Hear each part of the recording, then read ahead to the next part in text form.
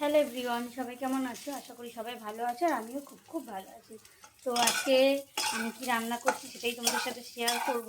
আজকে অনেক ব্লগ আছে, এখন এডিটিং করে উঠতে পারিনি বলে আর সেগুলো দেওয়া হচ্ছে না। টাইম হলে সেগুলো এডিটিং। তো সকালে এই দেখো স্যান্ডউইচ করেছিলাম, তো সেটাই খেতে খেতে রান্না করছি। তো আজকে এই যে রান্না করবো হচ্ছে মাছ। চলো দেখাচ্ছি তোমাদেরকে সবটা ক্যামেরা ঘুরিয়ে। তো এখানে আমার মাছ ভাজা হয়ে গেছে। তো আজকে আমি ফুলকপি আলু দিয়ে যে ফুলকপি ভাজতে বসিয়ে দিয়েছি। ফুলকপি আলু দিয়ে মাছের ঝোল করবো। এই যে আলু টালু কেটে রেখেছি, আর এখানে দেখো শাক ভিজিয়ে রেখেছি, শাক ভাজবো। তো পুরো দেখো তোমরা কি কি করবো সব কিছু তোমাদের সাথে শেয়ার করছি।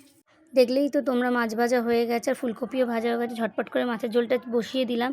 তো আমি এখানে তেলে 5 ফোড়ন দিয়ে একটু পেঁয়াজ আর আলুটা লাল লাল করে ভেজে তারপর পেঁয়াজ দিয়ে নিয়েছি। তো এখানে আমি ফুলকপি আলু দিয়ে আজকে মাছের ঝোল করব, আর করব হচ্ছে লাউ চিংড়ি। চলো তাহলে চিংড়ি মাছগুলো আনা আছে, এখানে মা কাটবে। আজকে আমার দেরি হয়ে গেছে বলে মা কেটে দিচ্ছে। আর এখানে লাউ আর আলু সব কেটে রাখা আছে, আর এখানে উচ্ছে কুমড়ো ভাজা হবে সেটাই বসানো আছে। আর এদিকে শাক ভাজাটাও আমি বসিয়ে দিয়েছি। ঝটপট করে সব কিছু রান্নাবান্না করে নিই, যেহেতু খুব গরম পড়েছে। হালকা পাতলাই রান্না করব, কোনো রিচ করছি না, এই জন্য পাতলা করে মাছের ঝোল, শাক ভাজা, উচ্ছে কুমড়ো ভাজা আর হবে লাউ চিংড়ি। চলো তাহলে এক এক করে রান্নাগুলো কমপ্লিট করি আর তোমরা দেখতে থাকো, সঙ্গে থাকো।